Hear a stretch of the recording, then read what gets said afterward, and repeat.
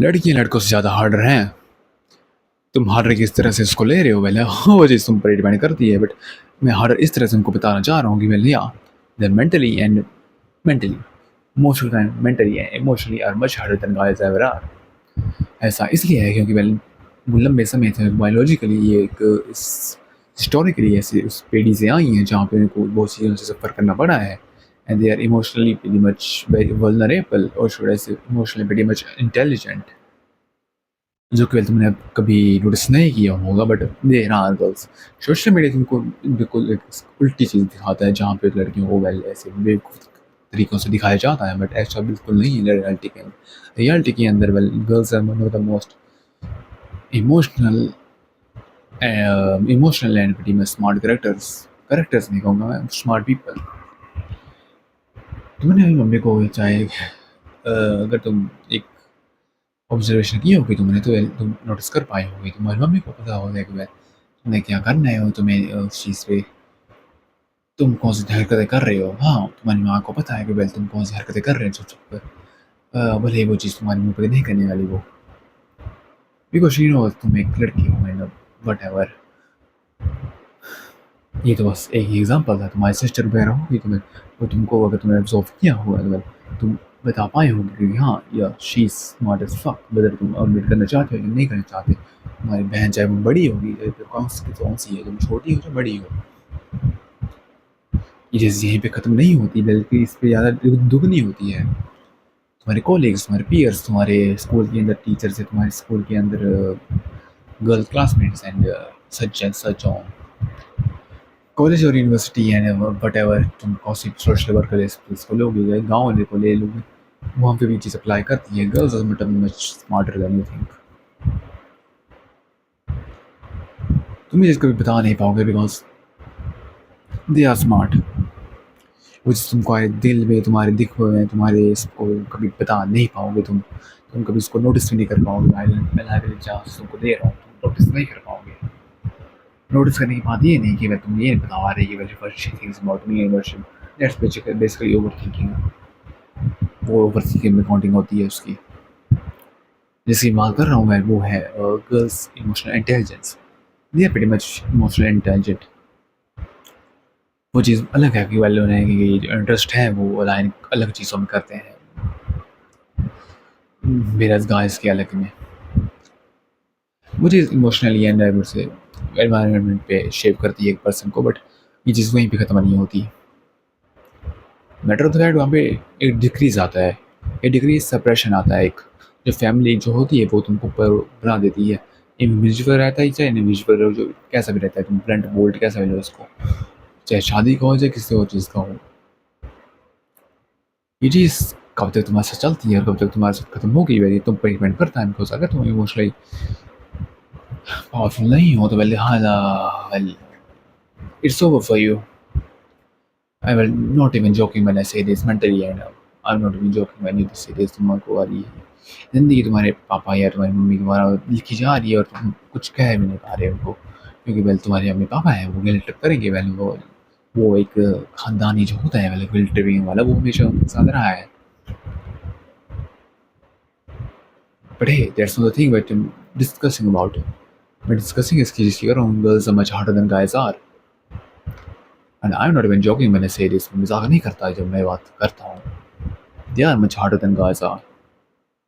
Matter of the fact I mean there were times I were bullied as a guy by girls or a girl, which is मेरे लिए experience बन के रहा, because last time I remember that shit was pretty petty from what I remember. But yeah, they are much hotter than guys are. Unless तुम अलग लड़के की उसकी कैटेगरी में आती हो, पर फर्क नहीं पड़ता because they are pretty much more observant than you think they are. इतनी ऑब्जर्वेंट होगी कि उन्हें ये भी पता होगा कि तुम्हारे रिश्तेदार क्या करता है। ऑफ कोर्स इसलिए होगा because they have pretty much a particular sense of scheme, जहाँ पे उनको पता होता है कि जब उसके एक जो इंटरेस्ट होता है पर्सन ए में, उस पर्सन ए के बारे में हर चीज़ पता करती है, चाहे वो कुछ भी होगा। इसलिए मैं कह भी रहा हूँ girls harder than guys are. अगर तुम उनका इक्विवेलेंट लोगे तो पहले लड़कियाँ लिटरेचर के तौर पे पोर्नोग्राफी का लिटरेचर जो होता है उसको पढ़ती हैं, बुक्स वगैरह. These books are much more emotional to them than porn is. Porn is mostly for guys. तो एक विजुअल हमारा जो होता है ना, वो लड़कियों के लिए वही चीज़ रीडिंग करने से ऊपर क्या बोलते हैं उसको निकलता है, हॉर्मोन्स, आई वुड से हॉर्मोन्स. लड़कियों के लिए वो चीज़ विजुअल तरीके से हो जाता है, बट ये चीज़ वहीं पे ख़त्म नहीं होती. एज मैटर ऑफ फैक्ट मैं चीज़ बार बार बोल चुका हूँ, बट फिर भी बात कर रहा हूँ इसकी. चीज़ वहीं पे ख़त्म नहीं. ओके, बैक टू तुम्हारी अगर बहन रही है या फिर तुम्हारी मंथ क्लास या फिर फीमेल फ्रेंड्स कभी रही होंगी तो तुम्हें पता होगा well they are how their personality is, उनकी पर्सनैलिटी कैसी है, किस तरह की है. And the thing is, have you ever talk to a girl which is your female friend, तुम्हारी जो होती है सीलिंग वगैरह वो एक अच्छी तरह से बन जाती है, एक इमोशनल स्ट्रेस वाली जो रहती है तुम्हारे साथ वो कम हो जाती है, तुम्हारा कोलेस्ट्रॉल जो रहता है वो कम रहता है, अनलेस तुम एक उस तरह के पर्सन हो.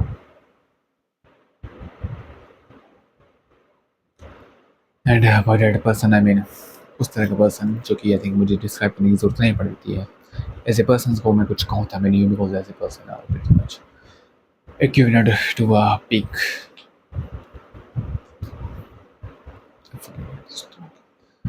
And yeah, मेरे दिमाग में कुछ आइडियाज़ नहीं आ रहे, बट मैं एक चीज़ कह सकता हूँ हिस्टोरिकली एंड 80s के तौर पे तुम लोगे. 80s वो ज़माना था जब स्लेवरी वगैरह ज़्यादा प्रॉमिनेंट थी. इंडिया में कितनी थी आई वुड मेरे को उतना नहीं पता, बट हाँ वेस्ट वगैरह में कितनी थी तुमको आई थिंक एक आइडिया हो गई.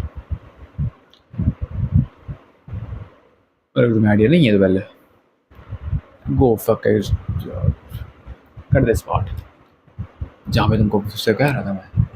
अलग चांसेस आर उस तरीके से जो मैं इंडिविजुअल वगैरह हो जाता है दिमाग के अंदर, वो चीज़ हो जाती है लड़कियों के अंदर. I think it's fucking stupid theory because I think that's how I believe in things. भले मैं थोड़ा इनकंसिस्टेंट साउंड करूँगा बिकॉज मैं ज़्यादा बहुत करता नहीं हुआ ज़्यादा से ज़्यादा अपनी ज़िंदगी में, बट या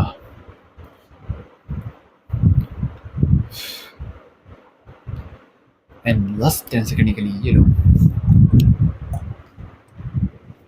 खुश है.